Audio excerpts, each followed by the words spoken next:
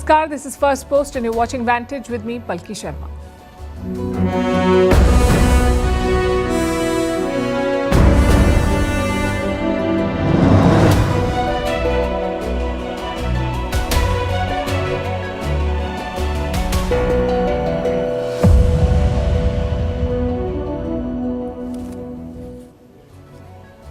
It's day 4 of the Iran-Israel war. What began as missile exchanges has now spiraled into a full-scale conflict. Israeli fighter jets are striking deep inside Iranian territory. Iran is firing back and civilians are being trapped in the middle. Israel's objective here is clear: to dismantle the regime and cripple Iran's nuclear program. But will Israel succeed in this attempt, or will this push Tehran to finally build a bomb? And what does this mean for the future of West Asia? Also, is in this digital war zone, several videos are doing the rounds. They're going viral on social media. We picked up 5 viral videos that define the war so far. And as Pakistan sides with its brother Iran, will it offer nuclear support to them? Also, Indian Prime Minister Narendra Modi is heading to the G7 in Canada, but before that he made a quick stop at Cyprus. What does this visit mean? Why does it matter? And in Canada, will the Khalistanis derail a reset between New Delhi and Ottawa? All this and more coming up. The headlines first. In India, the Narendra Modi government announces dates for the population census. This will be India's first population census since 2011. It will be conducted in 2 phases on 1st October 2026 and 1st March 2027. The nationwide head count will go digital for the first time. France shuts Israeli weapon booths at the Paris Air Show. Israel calls the move outrageous. French sources claim the booths displayed weapons that could be used in Gaza, which violates agreements made with the Israeli authorities. The aerospace event comes just days after the deadly crash of Air India's Boeing Dreamliner. Trouble brewing for former Bangladeshi Prime Minister Sheikh Hasina. The country's war crimes court has ordered her to return home to stand trial.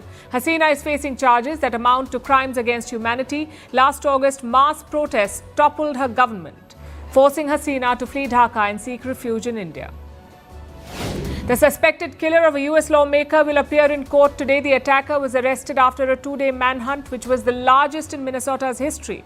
The suspect allegedly disguised himself as a police officer before shooting the Democratic lawmaker and her husband at their home on Saturday. More than 6,000 people have fled their homes in central Nigeria after gunmen killed at least 100 people last week. There has been a surge in violence in the region, with Muslim herders clashing with Christian farmers. The state is among Nigeria's biggest food-producing ones. And Cambodia threatens to ban all Thai fruit and vegetable imports. Phnom Penh wants Bangkok to lift border crossing restrictions. This is the latest round of the border spat between the two countries. In the month of May, a Cambodian soldier was killed as troops from both sides exchanged fire.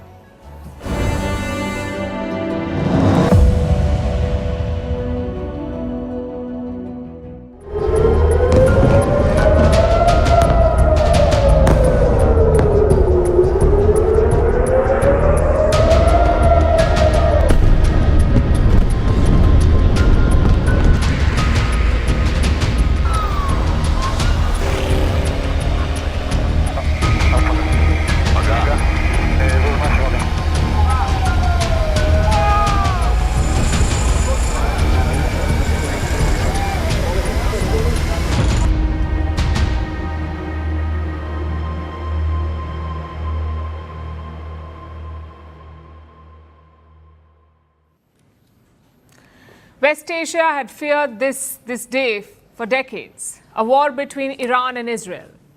No more fighting in the shadows, no more proxy conflicts, a direct war between Iran and Israel, and it's as deadly as we feared. Israeli jets are operating freely over Iran. Iranian missiles are crashing into Tel Aviv and caught in the crossfire. Not Ayatollah Khamenei or Benjamin Netanyahu, but innocent Iranians and Israelis. They're the ones who are facing the worst of this. This is the fourth day of the fighting. Israel hit Iranian nuclear sites on Friday morning. They also took out top Iranian commanders, including their army chief. At first, Tehran was shocked. They had no clue what hit them. But by Friday night, they began responding. And since then, Iran has fired ballistic missiles every night, on Saturday, on Sunday, and chances are even tonight. We'll look at the Iranian operation first. Then we'll turn to Israel. So far, Tehran has fired 370 ballistic missiles at Israel. 370 ballistic missiles plus hundreds of cheaper drones. 40 of those missiles were fired overnight, 40. You could see them streak over West Asian skies. Take a look at this.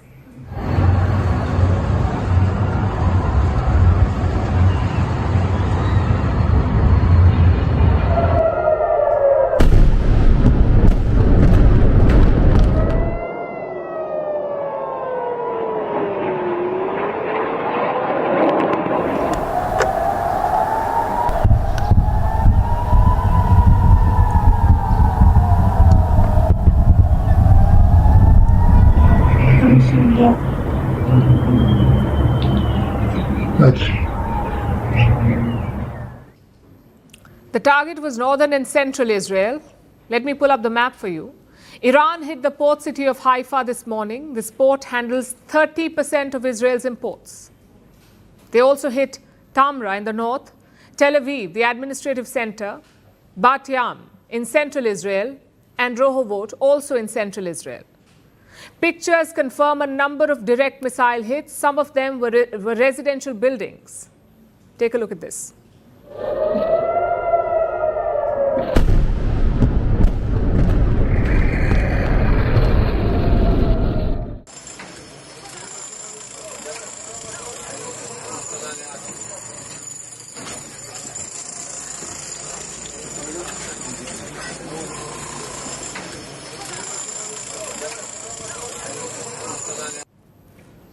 Most Israelis had rushed into bomb shelters, yet casualties have been reported, at least 8 deaths overnight and 24 in total, plus more than 500 people injured. So what happened to their air defenses, the Israeli defenses? The thing is, no system is perfect. Israel's air defenses have around 90% success rate.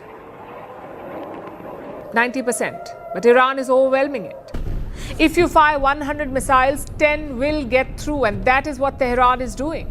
Their president released a statement yesterday. He says he is not looking to expand the war, but if Israel provokes, the response will be severe. We are by no means seeking to expand the war, but naturally, as our army, our powerful IRGC, and our dear people have shown, appropriate responses have been given so far.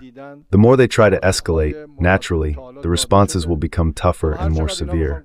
More innocent people may lose their lives. Now we come to Israel. Their operations appear to be more targeted, quite opposite to what we saw in Gaza. Israel is hitting 3 sets of targets in Iran: nuclear facilities, air defense systems, and top military commanders.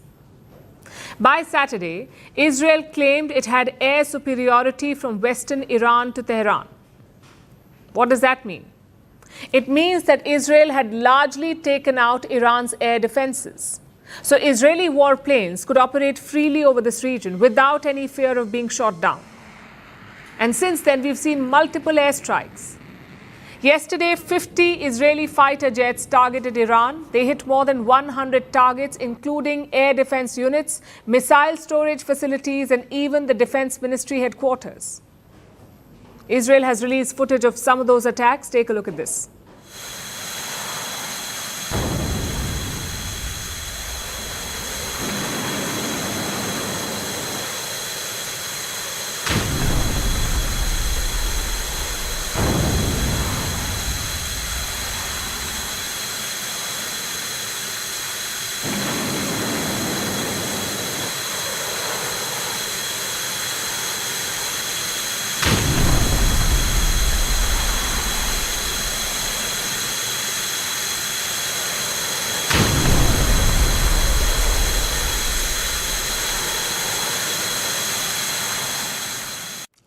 That doesn't look good for Iran. Their assets are basically sitting ducks. Plus, some of their top leaders are being taken out. Yesterday, Israeli fighter jets killed 4 Iranian commanders, the Revolutionary Guard's intel chief, his deputy, the chief of the Quds Force Intelligence, and his deputy. Basically, the top level of Iranian intelligence has been wiped out in these strikes. The idea is to cripple Tehran's decision-making. And what about civilians? More than 200 people have been killed so far, plus 1,200 people are injured. Unlike Israel, Iran does not have a network of bunkers, nor does it have advanced air defenses. And don't forget, Iran is defending alone. Israel has help from the US and Arab allies. They're shooting down Iranian missiles together, all of them. Yesterday, Prime Minister Netanyahu made a bold declaration. He said, Tehran is burning. Our wonderful pilots are above Tehran. Tehran is burning. But we are aiming not at civilians, even though we told them to evacuate, and they are evacuating. It's happening now. You don't hear of it because the Iranians are hiding it, but this is what is happening.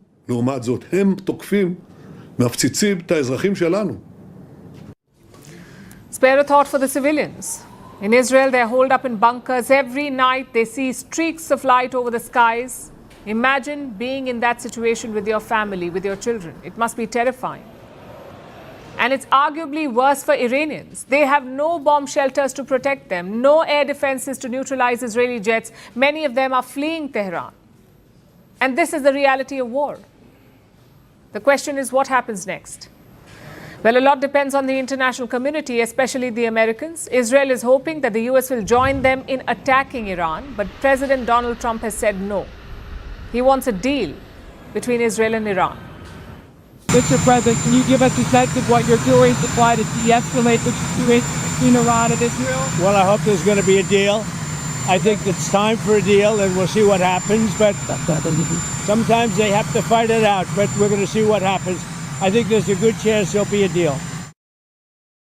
So far, Iran has not targeted the US. They have blamed America for helping Israel. But they have not hit any American assets in the region, and there are a lot of them. Nonetheless, Trump is deploying more firepower. He is moving an aircraft carrier from Southeast Asia to West Asia, the USS Nimitz carrier.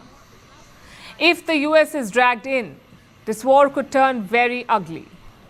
It would also damage the global economy. In fact, you can already see the impact. Oil prices surged almost 7% on Friday, which is why most countries would like to see this war end. But will Israel and Iran agree? Israel clearly has a military edge. They may not get a chance like this again, not just to degrade the nuclear program, but to weaken the Iranian regime. At the same time, Tehran is not collapsing. Dozens of their military commanders have been killed, yes, yet Iran is firing missiles at will. And they have a lot more left, a lot of firepower. Reports say Iran has a stockpile of 3,000 missiles. They may not be able to defend, but they can certainly attack. Neither side is likely to step back on their own. Either they will have to be defeated on the battlefield, or there must be significant outside pressure. We'll be tracking this closely.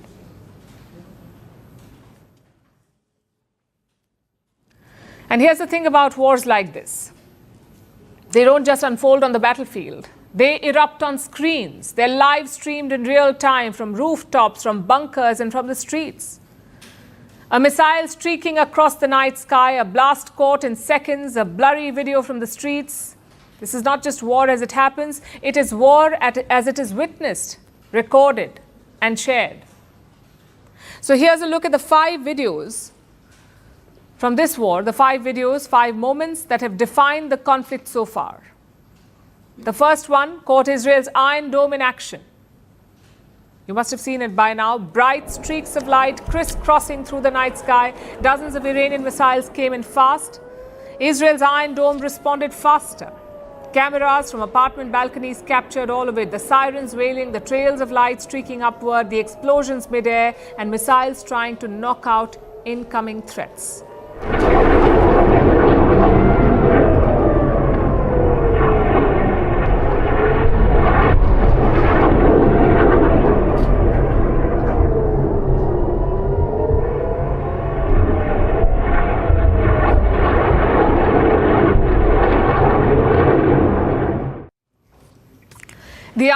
intercepted most of the missiles, but it still missed some. And that brings us to Haifa. It is a port city in Israel's north. The Haifa port is the largest international port in Israel. It is one of the largest in the Mediterranean, in fact. It handles a bulk of trade, around 30 million tons of cargo every year. So Haifa became a target for Iran's missiles. The video on your screens is from the dead of the night. It shows a missile striking Haifa. Thick black smoke rises into the sky, and soon flames visible from a distance. First responders race to the scene. People are trapped, buildings are damaged, and there is smoke everywhere. At least 30 people were injured in this one. And mind you, this is not just a civilian zone. This is strategic infrastructure. So a strike on Haifa meant more than just damage. It was also a message to Israel.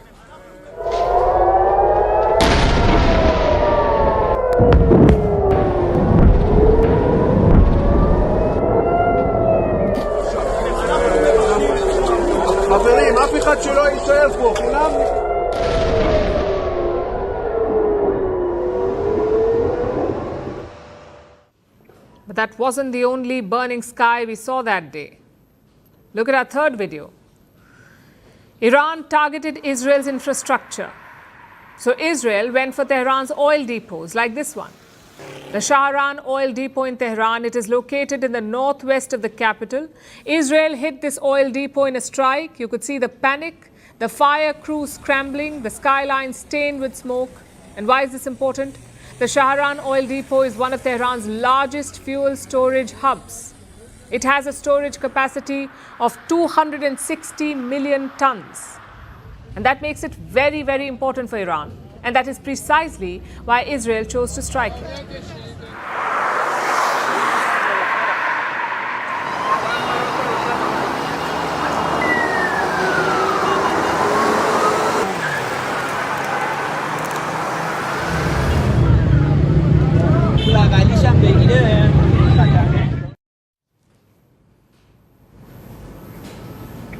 For our fourth video, there's a different POV, a war from 30,000 feet in the sky. This was the scene on board an Emirates flight. It was flying over Iraq. Passengers glanced out of the window, expecting clouds. But this is what they saw.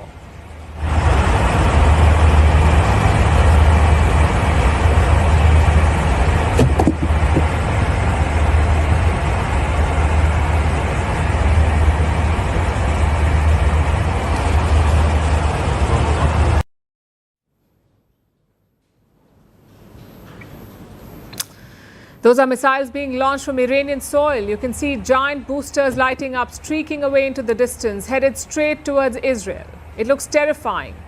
And what strikes you is the normalcy of the moment. Here is a plane full of people headed to their destination, and they're suddenly reminded of the war below. But the most surreal video is not even from the battlefield. It is from a party in Lebanon. In fact, we have two videos. Let me show you the video, the first one.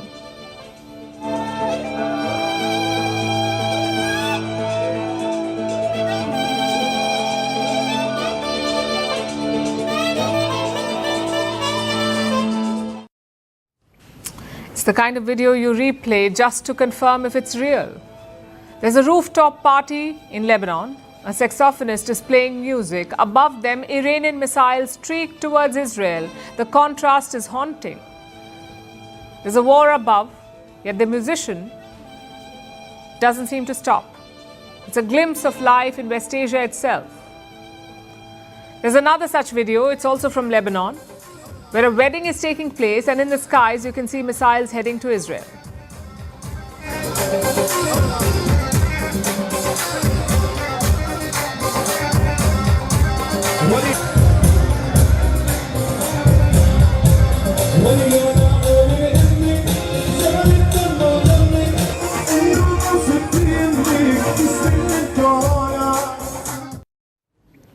That's the thing about wars in this region. West Asia is no stranger to conflict, and over the years it has learned to live with it.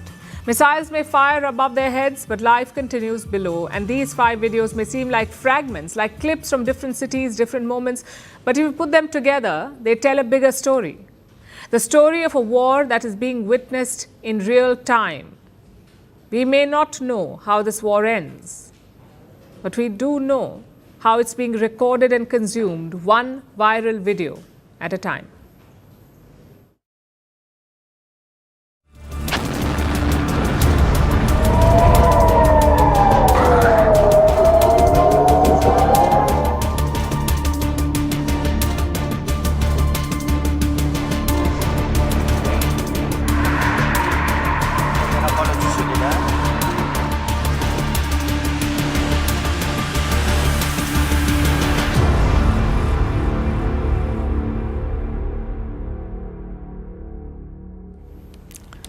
So Israel is determined to keep the fight going. It has one clear goal: to set back, if not dismantle, Iran's nuclear program. That's what these operations are designed to do. But this goal comes with an enormous risk. Israel is attacking active nuclear plants.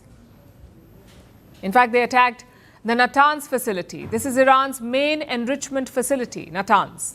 It was among the first sites to be hit, but reports say it was not the only one. Isfahan and Fordo may also have been hit. And this is a serious escalation because such attacks can trigger radiation leaks. They can poison people. They can contaminate land and water. They can cause the release of radioactive material. Thankfully, none of that has happened so far, but the risk is not over. The United Nations nuclear watchdog has raised an alarm. That's the IAEA, the International Atomic Energy Agency, the UN nuclear watchdog. It is headed by a man called Rafael Grossi. He has issued a grave warning. He has condemned Israel's attacks, saying that they could lead to radioactive leaks. And the impact would be felt and seen in regions beyond the Iranian border. Military escalation threatens lives, increases the chance of a radiological release with serious consequences for people and the environment, and delays indispensable work towards a diplomatic solution for the long-term assurance that Iran does not acquire nuclear weapons. Consistent with the objective of the IAEA and its statute, I call on all parties to exercise maximum restraint to avoid further escalation. The IAEA has confirmed the Israeli strikes on Natanz. This is where Tehran enriches uranium. The IAEA says Israel's strike, and I'm quoting, caused radioactive and chemical contamination. This means there was a leak, but it was limited to the site. Until yesterday, Israel had knocked out centrifuges at the facility. There was a sudden loss of power. Reports say this caused some damage. Some 14,000 centrifuges may have been affected. They were installed underground. And what are centrifuges? These are machines used to enrich uranium. It is a necessary ingredient to make a nuclear bomb. Reports say Israel hit 4 buildings at the Isfahan site. 2 of them were linked to nuclear weapons development. The first building was a uranium conversion facility. It prepares uranium gas for enrichment. The second facility was a fuel fabrication plant. It produces uranium metal, the kind that is used in warhead design.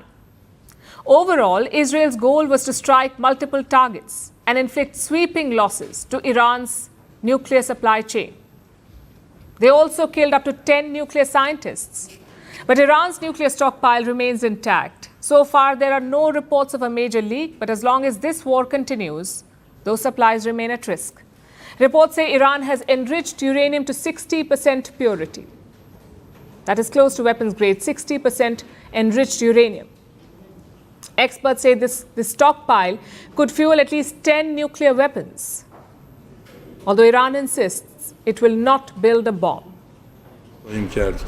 We will still refrain from pursuing a nuclear bomb. Of course, we don't know what will happen in the future, but we still uphold the fatwa of the supreme leader and move forward accordingly. We have to see how events unfold in the future, but for now, we have no intention of going toward a nuclear bomb. Iran and Israel have a history of targeting nuclear sites. In 1980, Iran carried out an operation. It was called Operation Scorched Sword. It bombed a nuclear reactor in Iraq. Iraq said it was building a reactor for civilian use. But Iran feared that Iraq was building a bomb, so they struck it. And that attack caused only minor damage, but it did slow down Iraq's program. 1 year later, in 1981, Israel struck the same site in Iraq, and they named it Operation Opera. They destroyed Iraq's reactor.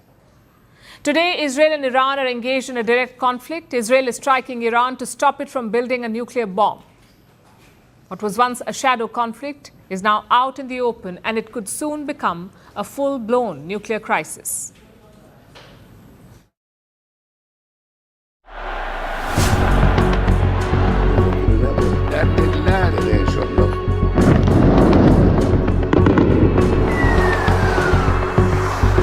Could certainly be the result because the Iran regime is very weak.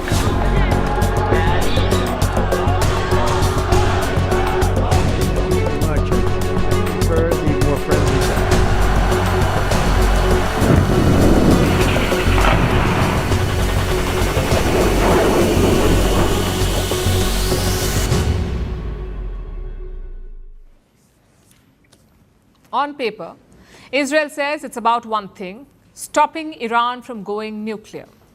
That's been the official line for years, in fact. But if you listen closely, you'll hear something else slipping through. The push for a regime change, the fall of the Ayatollah, the end of the Islamic Republic, and the birth of a new Iran. Look at the trajectory of Israel's actions. First, their strikes killed Iranian top leaders, their 3 top military commanders, and many senior nuclear scientists. Then Benjamin Netanyahu delivered a speech, but the Israeli Prime Minister did not address the clerics. He spoke directly to the people of Iran. He addressed the people of Iran. He said it was time they stood up for freedom and rose against the regime. Islamic regime, which has oppressed you for nearly 50 years, threatens to destroy my country, the State of Israel. The objective of Israel's military operation is to remove this threat, both the nuclear threat and the ballistic missile threat to Israel. And as we achieve our objectives, we're also clearing the path for you to achieve your objective, which is freedom. Netanyahu did not stop at that. Reports suggest Israel had a plan to kill Iran's supreme leader, Ayatollah Khamenei. They had a plan to assassinate him, but they did not go ahead with it. Do you know why? Because apparently it was rejected by Donald Trump, the US president. He thought it was not, and I'm quoting, it was not a good idea. That's what Trump is said to have said. And he vetoed the plan. Now, Trump has not officially commented on this, but Netanyahu has dismissed it. There's so many false reports of conversations that never happened, and I'm not going to get into that, but I can tell you, I think that we do what we need to do. We'll do what we need to do, and I think the United States knows what is good for the United States, and I'm just not going to get it. But in the same interview, the Israeli Prime Minister was asked about regime change, and this is what he had to say. Be the result because the Iran regime is very weak. I think it's basically left with two things. It's plans to have atomic bombs and ballistic missiles. That's basically what Iran has. They certainly don't have the people. 80% of the people will throw these theological thugs out. I mean, they murder them, they oppress them for 46 years. They've yearned for freedom. So Netanyahu might be betting that this chaos sets off something bigger, a chain reaction, a protest movement, maybe even a coup. But that's a huge gamble, and history is really not on his side, on the Israeli leader's side. It's not like Iran has not been here before. They've seen all of this. Since 1979, this regime has survived pretty much everything. A brutal war with Iraq, decades of crushing sanctions, assassinations, cyber attacks, and mass protests, so many of them. It's taken all these punches and stood tall. Take the 2022 protests, the Masha Amini protests, for example. It looked like a turning point in the country, but the regime cracked down hard, and eventually the streets were quiet again. So yes, Iran's people are angry, the economy is a mess, rights are eroding, hope is thin, but the question is not whether Iranians are fed up. The question is, do they see this as the moment, this moment as a reason to rise up? Because right now, Israeli bombs are falling from the sky. Ordinary Iranians are dying because of those bombs. Nothing unites a fractured nation like a common enemy. And that common enemy for the Iranians, as of today, is Israel. So Iranians may see this as a reason to rally around the flag instead. Let's imagine Israel succeeds. Let's say Iran's regime does collapse. Khamenei flees the country. Then who replaces him? Well, no one knows the answer. Iranian opposition forces are divided. On one side, there's Reza Pahlavi, the son of Iran's last Shah. He's in exile, living in the United States. He commands some nostalgic loyalty, but he has no clear base. And then there's the MEK, the Mujahideen-e-Khalq. It is a left-wing Muslim group. They want to overthrow the regime. They were once aligned with Saddam Hussein. They have Washington connections, but Iranians do not trust them very much. Then there are the secular reformists. They have charisma, but no structure. There are other groups too, the monarchists, the leftists, the nationalists, the activists. Each has a different vision, a vision of what comes after the Islamic Republic. But none of those visions align. So if the regime does fall, there is no replacement waiting in the wings. It does not automatically mean democracy, the fall of this regime. It could more likely mean chaos. Iran is a country of 90 million people. If it becomes a failed state, it's a terrifying prospect, not just for the people of Iran, but for the whole region. Think Syria, but 10 times larger. There will be power vacuums, refugee crises, and maybe nuclear weapons in unknown hands. So Netanyahu may be betting on regime change. But let's be clear, that's a very high-risk gamble, because trying to take down a regime is one thing, replacing it is another. And if Israel is wrong, the world may not get a new Iran. It may get a broken one, led by groups far worse than the current lot.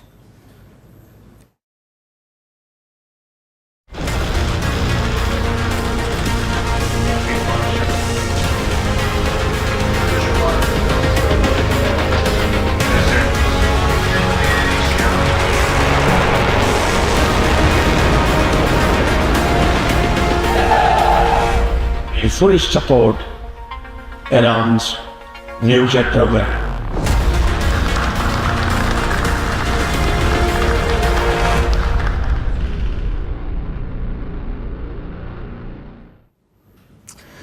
Add Pakistan to any problem and it becomes worse.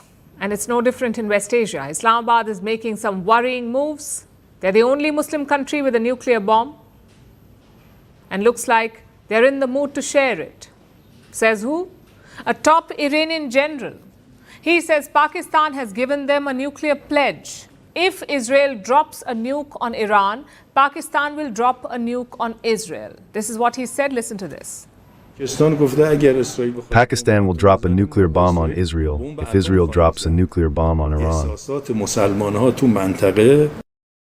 That's what Iran is saying. What is Pakistan saying? Well, their foreign minister spoke in parliament today and he categorically denied it.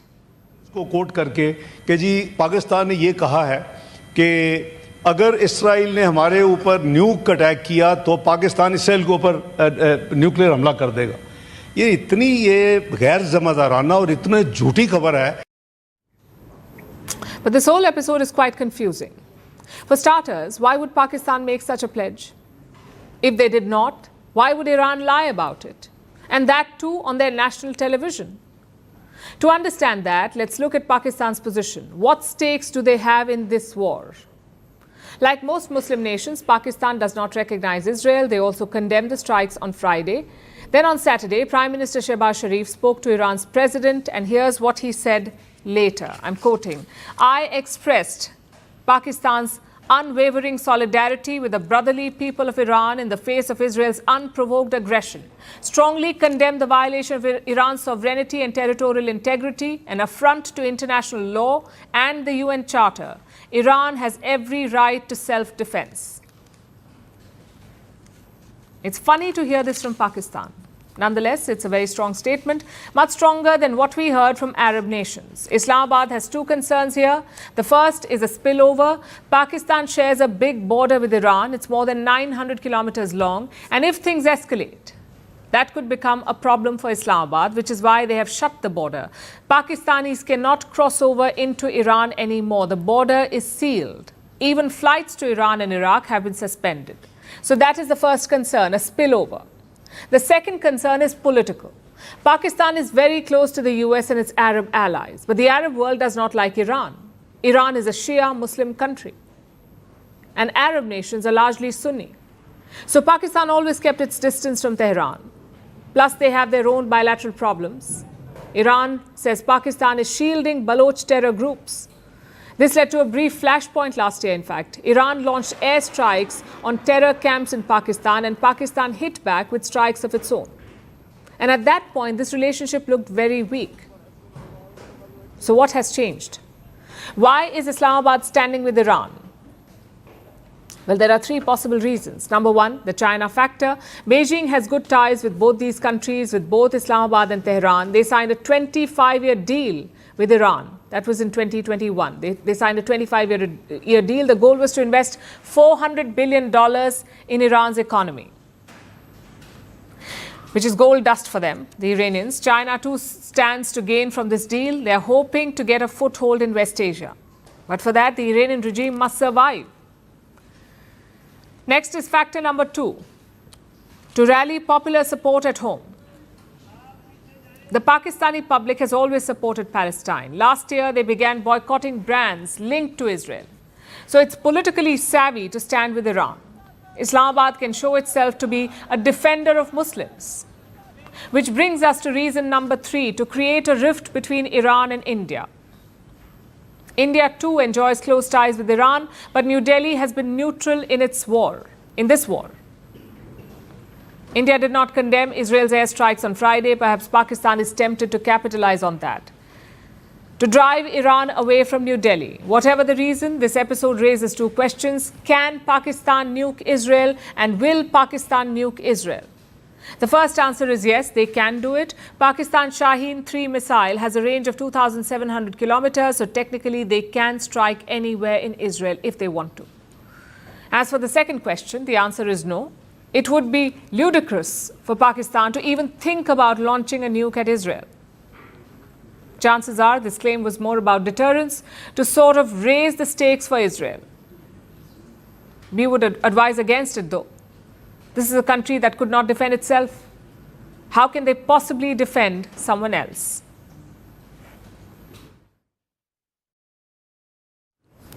As the conflict in West Asia escalates, Indian students in Iran are caught in the crossfire. As missiles fell on Iranian cities over the weekend, students took cover in the basements of their dorms. Most of them are medical students. More than 1,500 of them study in Iran.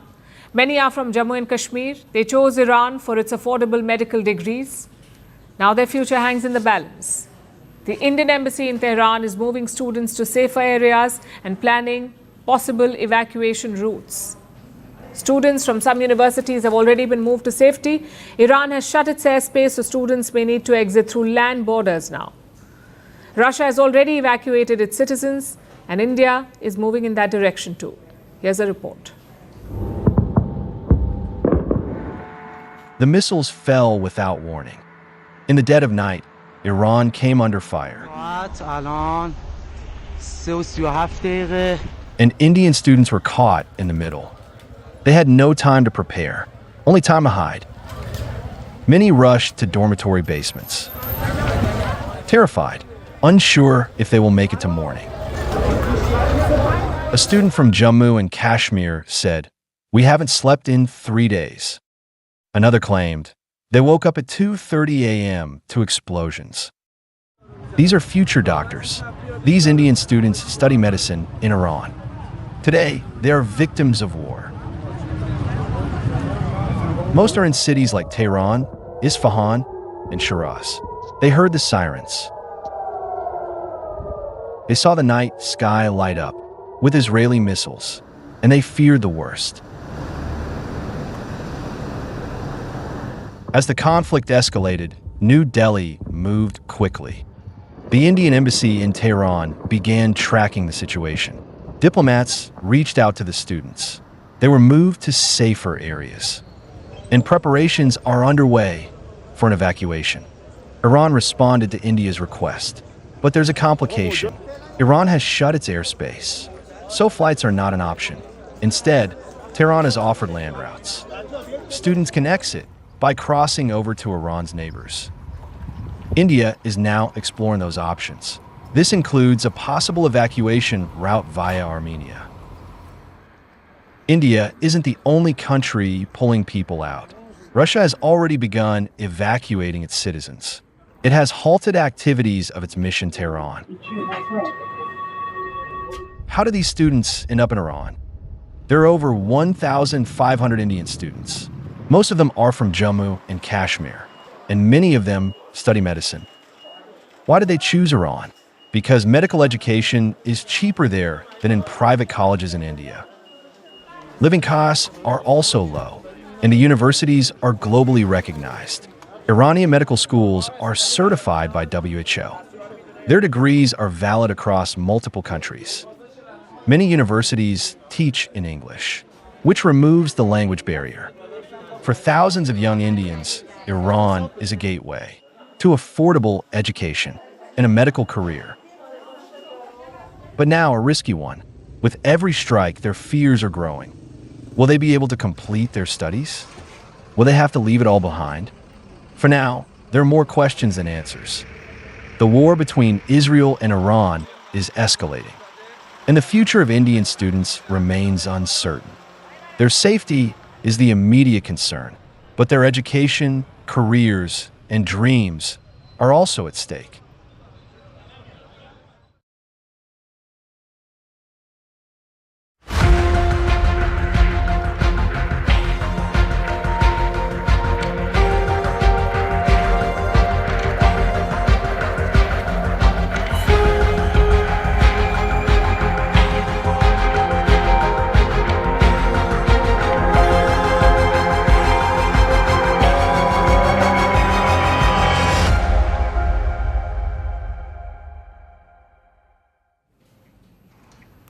Symbols play a key role in diplomacy. Sometimes images are more powerful than long speeches or statements, and that's what Prime Minister Modi's visit to Cyprus has demonstrated.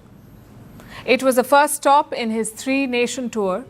He's on his way to Canada to attend the G7 summit. On his return, he will stop in Croatia.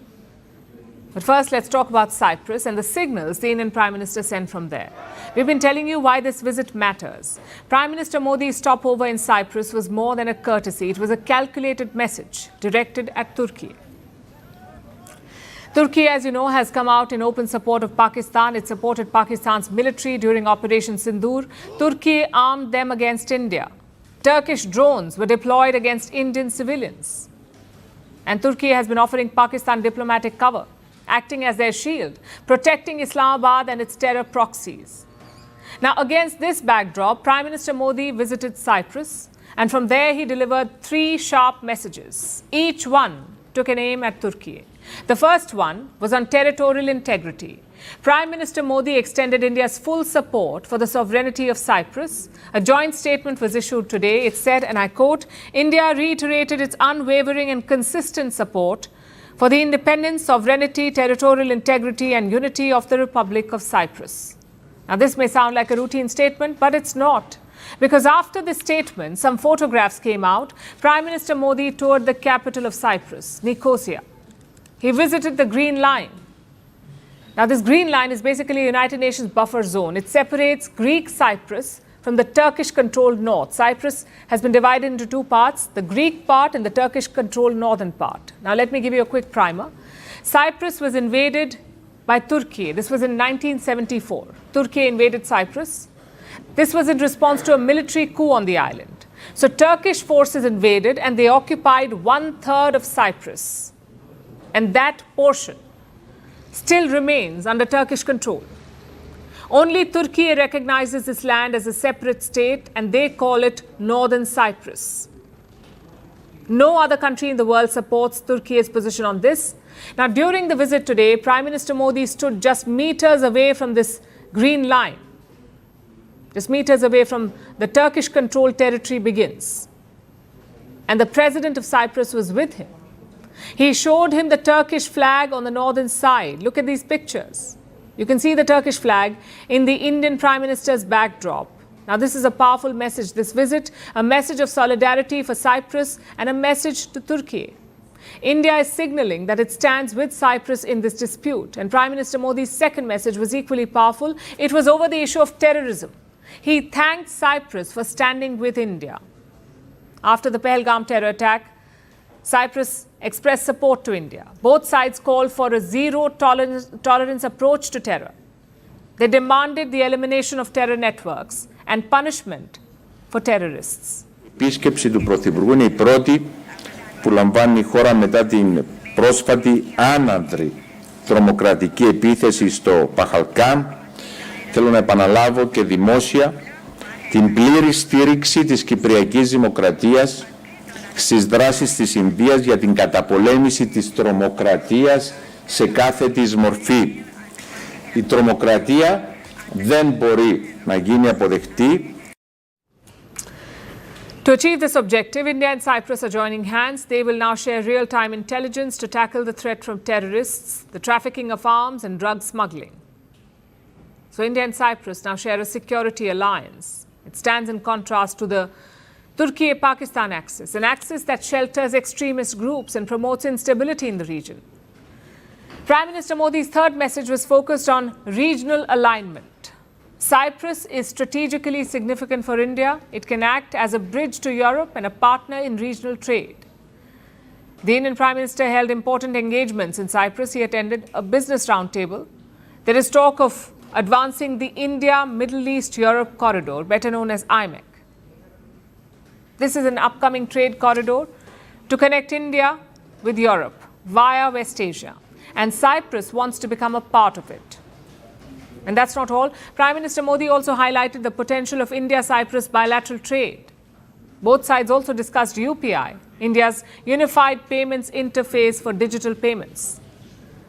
It created a payments revolution in India by simplifying small but immediate bank transfers. 7 foreign nations now accept UPI. India is in talks to extend this facility to Cyprus now. And this economic pitch strengthens the larger signal.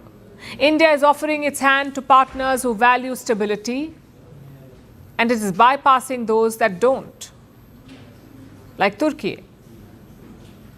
But this visit was not only about confrontation. Developments in the wider region also figured in the discussions. Prime Minister Modi expressed concerns over the Israel-Iran conflict. He said this is not an era of war. That's something that he's said in the past for the Russia-Ukraine conflict. Paschim Asia और Europe में चल रहे conflict को लेकर हम दोनों ने चिंता व्यक्त की है। इनका नकारात्मक प्रभाव केवल उस क्षेत्र तक सीमित नहीं है। हम दोनों मानते हैं कि यह युद्ध का युग नहीं है। संवाद से समाधान और स्थिरता की बहाली ये मानवता की पुकार है। Cyprus also awarded Prime Minister Modi its highest honor, the Grand Cross of the Order of Makarios III. Prime Minister Modi dedicated the award to Indian citizens and to the friendship between India and Cyprus. Such visits often go unnoticed on the diplomatic calendar, but this one stood out because it made a clear statement about India's intent and its resolve to defend its interests. Prime Minister Modi's trip is not over. Cyprus was just the first stop. Like we said, as we speak, he's heading to Canada, to Calgary for the G7 summit. The venue itself is a story here. As you know, ties between India and Canada are near rock bottom. Initial reports said Ottawa would not even invite Prime Minister Modi, but eventually they did. The Indian Prime Minister will be in Canada on Monday and Tuesday. The question is, could this lead to a reset? Well, the pictures are not encouraging. Khalistanis are camping in Calgary to protest Prime Minister Modi. They are being led by the SFJ, the Sikhs for Justice, the same group led by Gurpatwant Singh Pannu. He recently posted a video message. Pannu is calling for Khalistanis to ambush the Indian Prime Minister. Listen to this. I want to thank Mark Carney, more of a businessman than a Canadian Prime Minister upholding Canadian values, for giving pro-Khalistan Sikhs a historic opportunity, an opportunity to ambush Modi's politics right in front of G7 nations during G7 from June 16th to June 17th. Sikhs for Justice is going to launch 48 hours ambush Modi politics from landing to takeoff. The Khalistanis are doing it. They have taken out massive rallies. They're carrying effigies of Prime Minister Modi in prison clothes. Some of them openly say they want to kill Modi's politics. Yet what is Canada doing? Well, nothing so far. They have not denied permission for these rallies, nor have they broken up the protests. And frankly, this is looking ominous. Calgary already has a Khalistan streak. Last year, SFJ held a referendum in this city. Almost 50,000 people turned up to vote. But tomorrow they won't be alone. The Indian diaspora tends to mobilize when the Prime Minister travels. They welcome Prime Minister Modi at airports. They greet him at hotels. They line up along the road. So what happens if they come face to face with these Khalistanis? I hope Canadian cops have thought about it. And that's the immediate concern, to ensure that this trip ends without any incident. Which brings us to the larger reset. Some reports say Prime Minister Modi could meet the Canadian leader Mark Carney on the sidelines of the G7. Carney is the new Prime Minister of Canada. He has a fresh mandate behind him. Plus, unlike his predecessor Justin Trudeau, he is more pragmatic. And the G7 is proof of that. Khalistani groups have criticized Carney for this move. Even political parties like the NDP have slammed him for inviting the Indian leader. The NDP is the National Democratic Party. It used to be led by Trudeau's favorite Khalistani, Jagmeet Singh. Now, they are building pressure on the Canadian leadership. Despite that backlash and pressure, Carney invited Prime Minister Modi. Reports say he has also finalized a new deal with India, a deal on intelligence and counter-terrorism. It is expected to be unveiled at the G7 summit. The idea is to step up cooperation. Indian and Canadian police will try to share information on transnational crime, on terrorism, and on extremist activities. Again, the pragmatism is clear. Khalistani extremism remains the biggest issue between India and Canada. New Delhi flagged this issue repeatedly, but Justin Trudeau ignored it. If Carney pays attention, India will appreciate. Our diplomats in Canada are hopeful. The High Commissioner says things are looking positive. Prime Minister tweeted the moment Prime Minister Mark Carney was elected. So that was a good signal. And now we are seeing the visit happening. The invitation, at his invitation. I think those hold significance in themselves. We will see how the discussion goes and what comes out of it. I would say the direction looks positive. On paper, the reset makes sense. Canada is moving away from the United States. It is looking for new partners elsewhere, and so is India. Our trade ties with the US are at risk, so New Delhi will be happy to extend its trade with Canada, another key North American market. Having said that, India should be wary of two things. Number one, rushing into a reset. New Delhi should push for concrete action against Khalistanis, not cosmetic concessions, because the future is uncertain. In the next election, Carney may lose his majority. He may have to turn to the NDP, just like Justin Trudeau did. Will he then appease Khalistanis too? And that's why we need concrete action. Personal promises and resets mean nothing. And secondly, we must be wary of Khalistani provocations. They clearly won't like a reset, so expect them to try and derail it. I know there will be bigger things to discuss at the G7, but this is shaping up to be a crucial subplot.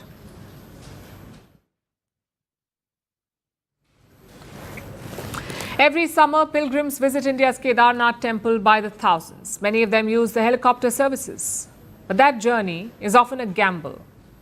In the last 6 weeks, 5 helicopters have crashed, 5 in just 6 weeks. The latest crash killed 7 people. And that's just one part of the story, we say. In Pune, a century-old bridge collapsed under the weight of tourists. In Mumbai, commuters were flung off overcrowded trains. These are not isolated tragedies. These are headlines on repeat. And there's a common thread here. Safety is considered only after the disaster strikes. Our next report tells you how India treats public safety as an afterthought.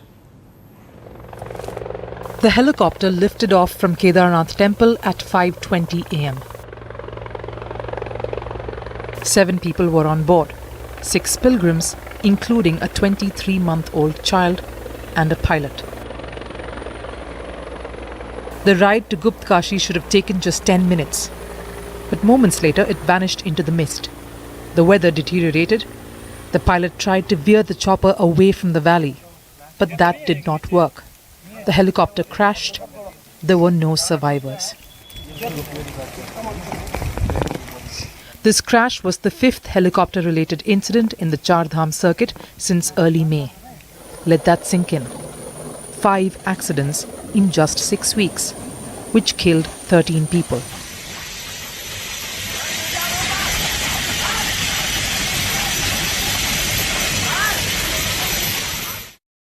Every summer, a flood of pilgrims come to Kedarnath. Hundreds of them avail the helicopter services. Yet, there is no safety guarantee. Pilots have to operate by instinct. There's no command and control center. Many operators cut corners. Faulty parts are not swapped. There are no standard operating procedures. It was only after the latest crash that the helicopter services were suspended. A review was ordered. That's when SOPs were drafted. And it's something that happens all too often in India. Rules come after fatalities, not before. And it's not the only such incident. Here's another in Maharashtra's Pune. An old iron bridge over the Indrayani river collapsed. 125 tourists were standing on it when it snapped. Some were rescued, 4 drowned, the rest are still missing. Witnesses say the bridge had been shaking for 5 minutes. Locals had raised concerns in the past. However, nothing was done. And that is the essence of Indian public safety. It's never a starting point. It's almost always an afterthought. Here's another incident from India's financial capital, Mumbai. 4 people were killed after falling off overcrowded local trains in Mumbai last week. The 2 local trains were crossing each other during the peak office hours, and that's how the passengers fell. This is not a freak incident, but a near-routine grim reality. There is no space inside the trains, so commuters hang outside them. During monsoon season, they slip, and on some days they die.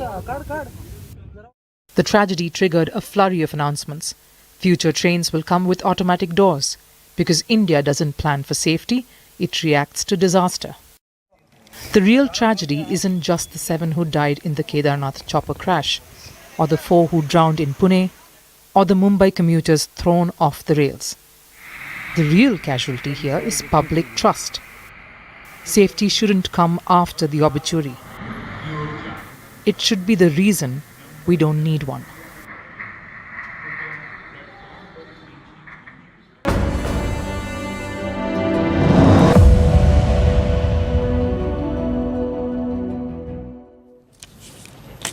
Time for a story. It was July 2017. Donald Trump was just months into his presidency, and he found himself in Paris as chief guest for the Bastille Day parade. Now, Paris has given us many love stories, and on that day, it gave us a new one. Trump and parades. He has talked repeatedly about replicating that in America.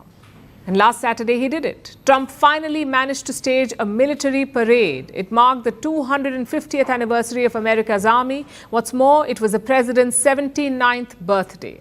Everything was shaping up to be perfect until the soldiers began marching.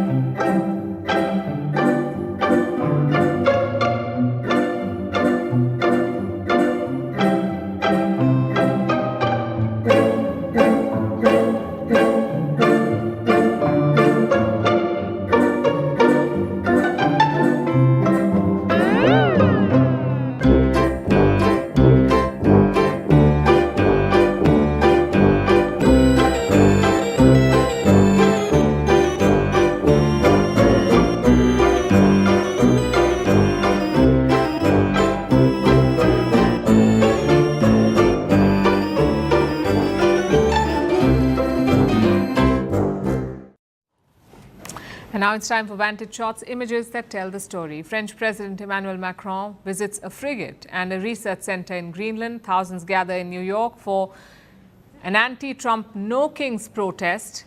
And the Paris Air Show, which is one of the biggest aviation events in the world, kicks off in the French capital. Finally, we're taking you back in history on this day in 1976. The Soweto uprising took place in South Africa. It was a series of protests by black school children against the imposition of Afrikaans language in high schools. Police brutally attacked thousands of children, and this incident marked the beginning of the end of the apartheid system. We're leaving you on that note. Thank you for watching. We'll see you tomorrow.